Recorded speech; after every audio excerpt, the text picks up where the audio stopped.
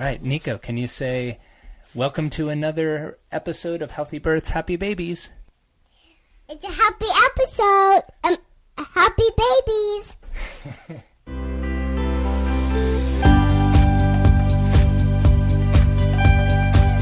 Welcome back to another episode of Healthy Births, Happy Babies. I'm Dr. Jay Warren. I'm the prenatal and pediatric chiropractor here at the Capuana Center.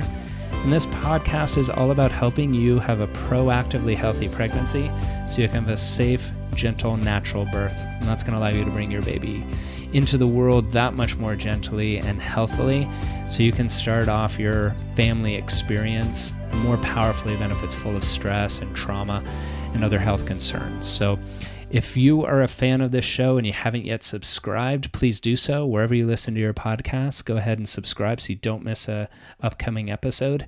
And also, if you haven't rated or reviewed the podcast and you've enjoyed it and gotten value of it, that will really help me out because that will allow this podcast to reach more and more parents like yourself that might be missing out on this type of information and helping them along their parenting journey. So thank you in advance for that. And thank you if you already have rated and reviewed.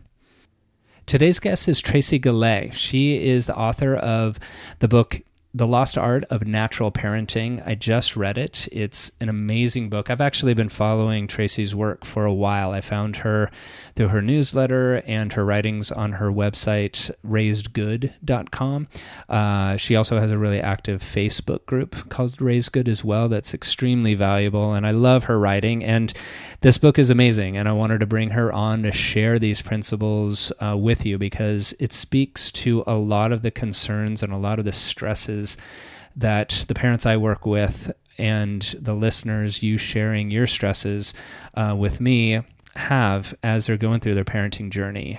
She's going to be talking about modern parenting versus natural parenting and the traps that a lot of us parents fall into and how just innately we feel our instincts are driving us to do something different than what we're being told nowadays. And if you look at natural parenting principles, you'll feel much more at home. So I'm excited for her to be here and to share that with you because I think you'll really resonate with it. I know I did. It's helped me a ton just in the last couple of weeks since I've read the book in Parenting Nico, and has made just life been a lot easier. And I know we can all use that.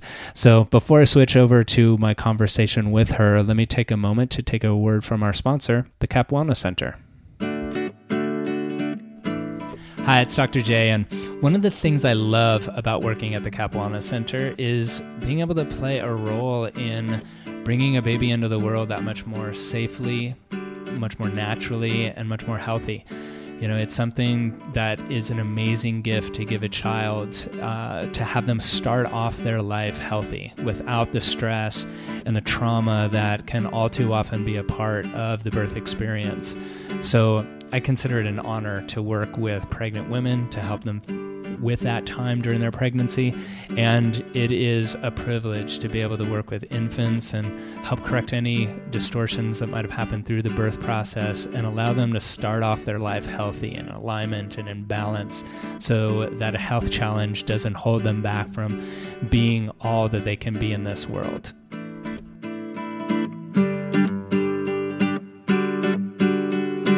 All right, let me introduce our guest to you, and then we'll be able to switch over to my conversation with her.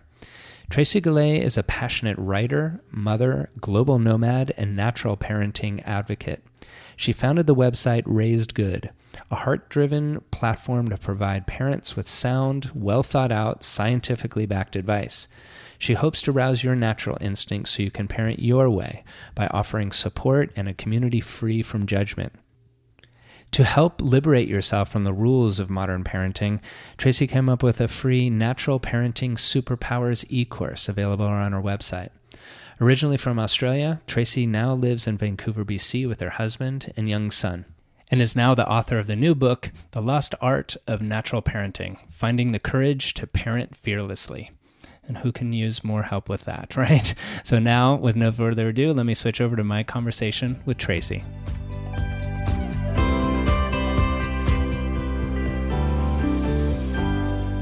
All right, Tracy, welcome to the podcast.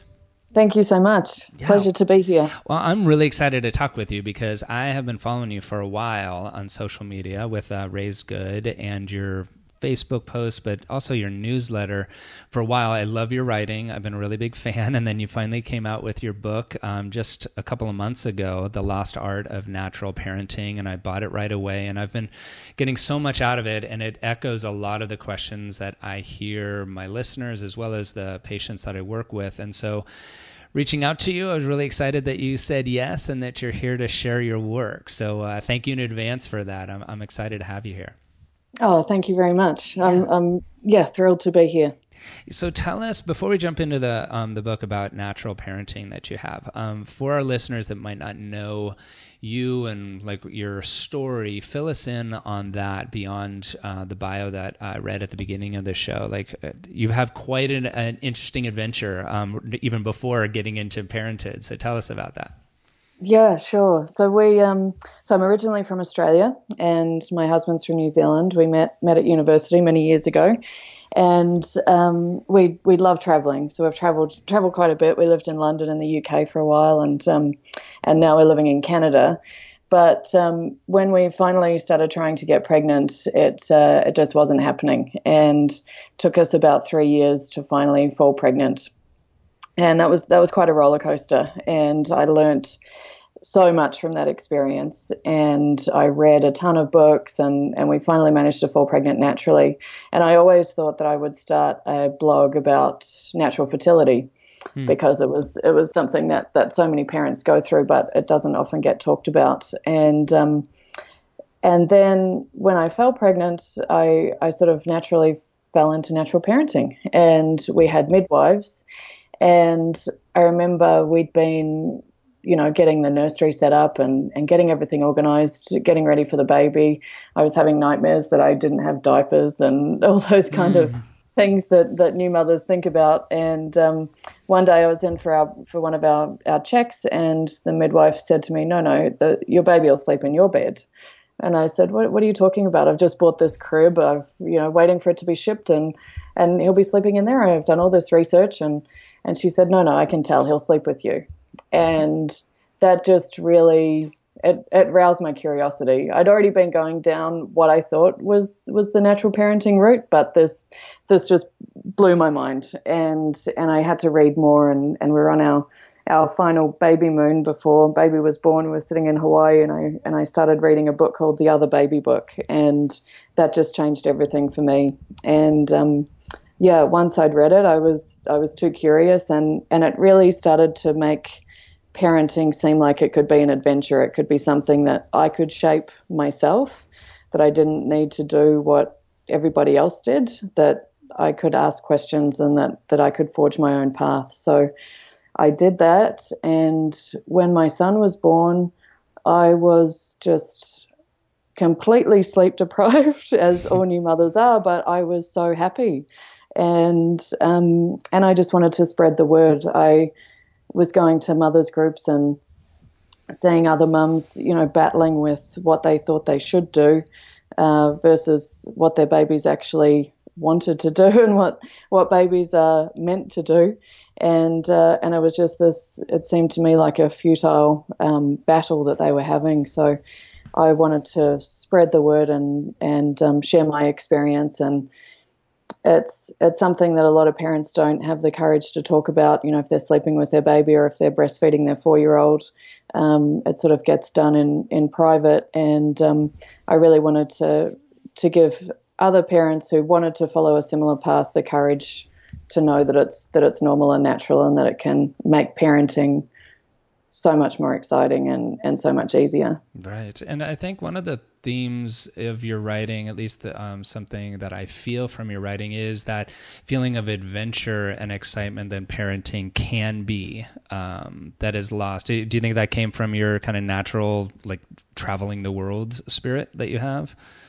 Yeah, probably. I mean, before our son was born, we traveled so much, and so I remember when I was pregnant, we planned some trips in advance while I was pregnant, and for any traveling mothers out there who are pregnant and want to keep doing it, I would book those trips in before you have the baby, and then you have to go. So we had a number of trips booked in before our son was even born, and so we just had to find our way.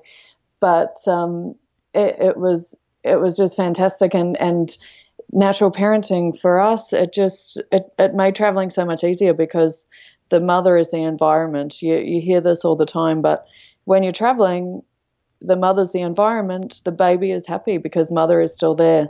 I remember we traveled to New Zealand when our son was 6 months old, and I think there was about 6 babies on the flight, and it's a 13-hour flight. And, these babies were crying, and they were trying to get them into the bassinets and, trying to get formula warmed up and all these kind of things. And we were sitting there with a nursing pillow, and my son slept for 9 out of 13 hours, just breastfeeding and sleeping on the pillow. And I just thought, this is just, it makes it so much easier. It's still difficult, obviously. There's nothing easy about parenting, but when you go with the flow rather than against it, it's just one less battle to fight. Right. And I think so many parents that might have seen you on that flight might have said, "Oh, you're really lucky to have such an easy baby." Whereas, and every baby's got its own personality, and they come into this world with their own stuff, right? But what I'm seeing from your writings too is that a lot of like that environment that you're creating and holding space for allows the baby to feel much more calm, secure, not more cared for, because all parents care for their babies, but they're, as you said, like going with the flow. And that's what a large part of what your book's talking about is, like modern parenting versus what you're calling natural parenting. So explain to our listeners more about that difference and what you mean by natural parenting. So there's so many different labels that can be attached to different styles of parenting.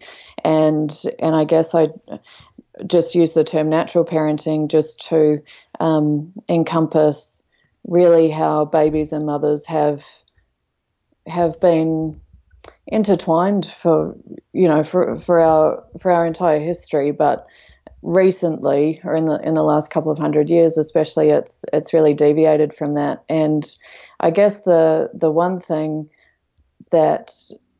one rule, I guess, for natural parenting is just to be responsive to your baby. And by being responsive to your baby, then that gets tailored to each individual baby. My baby's different to my next door neighbor's baby, but if we're both responsive, then that's following the natural cues of the baby. And I think it also makes the mother happy.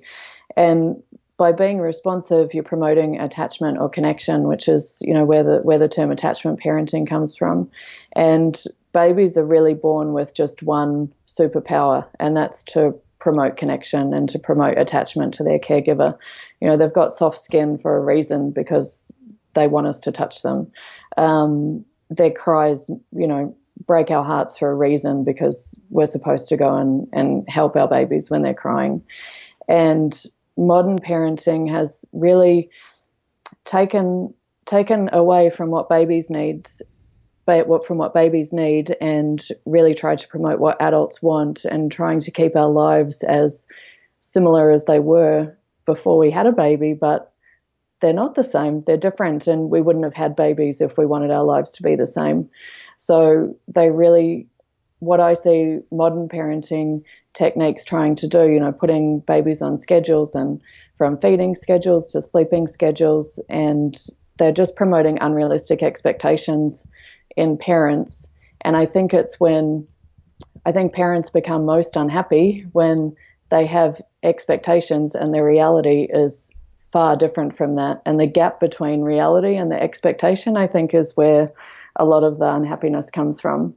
But if we can have realistic expectations and understand what our babies need, then although it's difficult to be up at 3 a.m. in the morning and needing to sing to your baby and nurse them back to sleep, you at least know that that's normal, and you know that other parents are doing the same thing, and that's what they need, and that nobody needs you more in the world right now than your baby, and that nobody could give them what they need more than you. And it's a real honor, I think, when you realize that and you can find gratitude in those moments. And I remember one blog post that I wrote was, I actually started writing it at 3 a.m. on my phone when I was rocking my son to sleep, and he just seemed to take forever, and my husband was away, and all I wanted to do was sleep, and I could barely keep my eyes open. But I was thinking, well, when else in my life do I get to experience 3 a.m.? 3 a.m. is a beautiful time of day, and this is what I need to be doing right now. I've got the rest of my life to sleep, and I know that sleep deprivation is so difficult, but it can be made a lot easier if you follow some natural parenting techniques. Right. I know in my own personal parenting journey that when I have an agenda for the day about doing stuff, or, for my son, Nico, it never goes well. It just doesn't, he just senses, oh, Dad wants me to do something, so I'm going the other way. And I, very early on, even before, Nico's a toddler now, or a preschooler, but as a baby too, if I had that kind of set way of, okay, he's going to nap here, so I'll be able to get this stuff done. It just never seemed to go that way. Or maybe it did, but because I had such an expectation of it going that way, I was disappointed or frustrated when it didn't. And then I couldn't be fully present with Nico. And I went through a period where I had to consciously say, all right, let's just have a day together and see what happens. And then those always went better because I was in a flow and I was responding to him, and then he could also respond to me. And I know those power struggles, even now as a toddler, when we got a willful little guy, erupt as well. And I think a lot of what you're talking about in that kind of going with the flow versus getting into a power struggle creates a lot of challenges. Yeah, for sure. And I think it's, there tends to be a misconception that in going with the flow with your child that you're a passive parent and that you're just giving them everything that they want. And it's not about that at all. It's about recognizing where your child is at with their brain development, what they're capable of doing, and having a clear understanding that your child is not trying to ruin your day. They're not trying to antagonize you or manipulate you, especially babies. They can't manipulate. You hear people talking about this, and it's just, it's so silly when you think about it. It sounds so silly, but it's so ingrained in our culture. And I heard I can't remember the quote properly now, but I heard it on another podcast, and it was talking about saying that, a 3-year-old is not an incomplete 5-year-old, and a 5-year-old is not an incomplete adult. They're just a perfect 3-year-old and a perfect 5-year-old. And they are absolutely perfect in that moment in what they need to be doing. And just recognizing that they're a complete person, they're just smaller than us, and they're at a different stage of development. And so many of what our approaches to modern parenting are, with things like timeouts and punishments and threats and even rewards, are really just aimed at behavior. But behavior is just superficial, and we really need to be looking deeper than that. And, the sort of men of science, as they were called, who came up with a lot of these types of approaches like cry it out and things like that, were just focusing on behavior. But we know a lot better now, so we can do better and really focus on what the behavior is trying to communicate to us, because all behavior is just communication, and we need to look a little bit deeper and see what those unmet needs of our children are, and really see the struggle that they're having, and just try to assume the best in them all the time rather than assuming the worst, which is what a lot of some of these techniques do, I think. Right. And I know as a parent, just having that concept of your baby's cries are their only way right now of communicating. And so if you come from a place of listening rather than fixing, or, trying to, see what they're trying to communicate and participate that in it, those needs, as you said, being met, fosters just a greater bond, and then things get easier and easier rather than just trying to fix that moment. Yeah, absolutely. Yeah. And the deeper you're talking about needing your son Nico to do something that maybe he doesn't want to do. And we have that all the time with our kids. We can't just do what they want to do all the time. We need to get shopping done, or we need to get to an appointment, or, we need to work or whatever. And they do need to cooperate, but they're so much more likely to cooperate willingly if you've got that strong connection. If you don't have that strong connection, then that's, when you're more likely to get eruptions, and you'll always get those things happening. But, I really feel that if you strengthen that connection, then things go so much more smoothly. I heard another interview a little while ago talking about that connection, and the lady was talking about, imagine if you're in a tribe and someone from another tribe came and tried to take your child, you would want them to resist that person, and you would want them to run back to you. And the reason why they run back to you is because the connection is strong with you. And children are instinctively designed to resist people who they don't have a strong connection with. So they're not likely to take directions from people they don't have a connection with. And that's a good thing. Mm-hmm. But on the flip side, we can say, well, strengthen that connection and you're so much more likely to get cooperation. Right. And there's so many times where cooperation is so necessary, even like all the stuff we need to get to, or sometimes we've finished the things we need to do, and Nico doesn't want to get into the house, and it's like, man, he's in the car seat, he wants to stay in the car, the front door is so close but so far away. So far away. Right. I know. Right. When my son was 2, it was every time we got in the car, he just needed to get in the front seat, press every button. Yes. The steering wheel, it was like it added half an hour to our trip. So I'm like, man, I don't have time for this. But right. Yeah, it's like you got to give a little and take a little, and just find your balance with your child. And I think that's, I write a lot about simplifying childhood as well, and I think that's so important. Whenever you simplify things and just reduce the amount of stress in your day and reduce the number of things you've got to do, then it just goes so much smoother. It's not possible all the time, but whenever you do that, it seems to make everybody happier. Right. And I've worked with so many parents that are so overscheduled, that whether it's, the kids are older and like they pick them up from school and they're going to piano lessons and then soccer practice and then homework, all those kind of things, or even just earlier on, like everybody, parents are so excited to do stuff with their kids, but sometimes it's just, all right, let's pick one thing today, and it's okay to be in the house or just mellow the rest of the day, rather than feeling you need to be accomplishing so much. And I think going back to that, what you shared around like a 3-year-old is an incomplete 5-year-old, and on, like I think that could be brought back to parents as well, of, the parenting we do today is the best we know how to with our child, because we've only ever been in this moment right now. Like my kid changes every single day. I'm like, man, that worked last week. Come on now, don't change on me again. Like I got a rhythm going, but having some peace and some, just being gentle with ourselves as parent, of like, all right, we're doing the best we can today. Let's learn from it. And then, get back into the flow. If we've tried to struggle against it, then, you get that feedback of kids a little more crabby, a little more tantrums, all those kind of things. And you're exhausted, instead of like, all right, what fun did we have today? And I love that adventurous spirit that you bring to your writings. Oh, thank you. Yeah, I think it's so true. And parents, there seems to be so much pressure to be perfect parents, and to,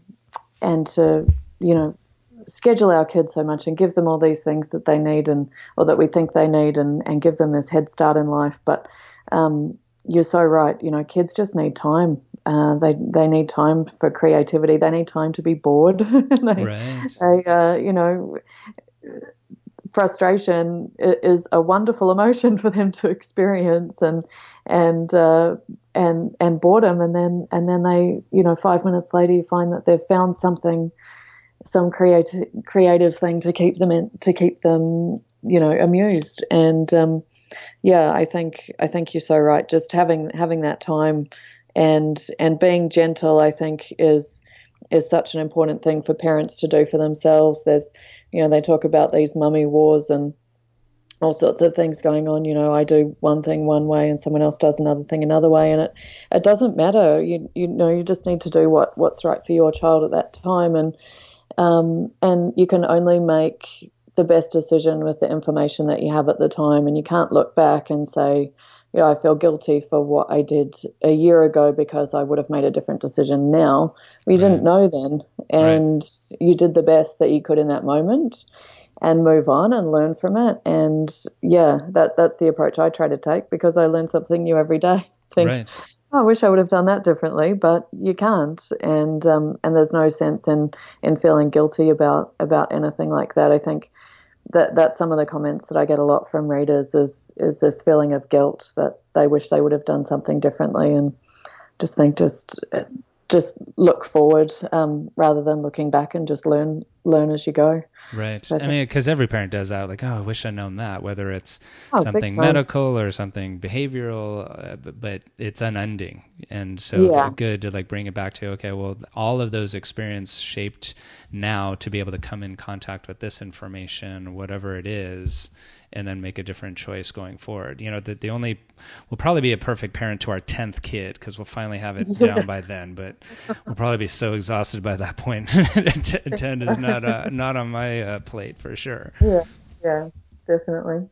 But I think the more, I don't know what it's like where you live in BC, but I know here parents, well, I think this is universal. All parents want to give their kids every advantage possible, and that looks different for every parent. But a lot of times it translates into giving me all these opportunities to do things and to go, and then we did this and do this, and that busyness, because in San Diego there's a busyness around town, a lot of energy, the sun and the beach, it's beautiful, so everybody's doing things. So as a parent, you want to do things by we did shopping and we had a play date and then we did this and we did this, and then you're just exhausted from it, and the kid's exhausted too. And I like what you said about boredom and frustration are they're natural experiences, and if they're experiencing it as a kid and learning how to deal with that and resolve it, then they're going to be more resilient later on. I totally respect my mom way more now to that whole go outside and play thing. She told us that all the time, and I don't know if she was doing it consciously of we need to formulate their problem solving ability. I think it was more just go outside and play. I got stuff to do. Yeah, I think it was just I've heard I've heard the term benign neglect, and I think that's so awesome. I think that's what my parents did too. It was just go outside and have fun, and for the parents to not be so involved all the time. I've only got one child at the moment, and it's almost impossible to not want to be involved and to solve things and to make their lives easier and to keep them entertained, but it's not our job as parents to keep them entertained. I just think it's some of my best days and my best memories with my son are just when we're just at home and when we just walk around our neighborhood, and when we just find things to do, and when I let him take the reins. And one of the traps I think with overscheduling is just that all of those activities are directed by adults, and it's children taking direction from adults, and we really need our children to be the ones in control. They need to feel that they've got control over their own lives, that they're not sort of puppets in a play who are being directed by adults all the time, and they really need that. So I think actively scheduling to do nothing is really important, and it gives parents a break. When my son was born, I was exactly the same. I look back on it now, and I can't believe all the things I did. I was doing baby sign language. I was doing mummies and tummies. I did this group called Mothers Unfolding.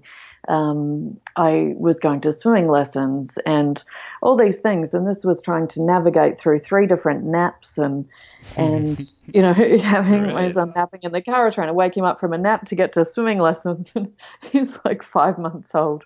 Why do we it doesn't matter. And then I let go of a lot of those things, and then our days just flowed so much easier, Our next door neighbor, we've got two little girls who are next door, and they're a little bit older than my son, and I couldn't find him the other day. I came inside and I went back outside and I couldn't see him in our backyard, and oh geez, where's he gone? As a bear jumped over the fence and got him or something, and looked down the side of the house, and he was down the side of the house, and he was trying to talk to the girls next door. He was trying to find a hole in the fence. He could hear them next door, and then I texted the mother later and said, oh, my son was out trying to talk to your girls, and we should catch up soon and go to the park. And this was mid-May, and she texted me back and said, oh yeah, we could get together at the end of June.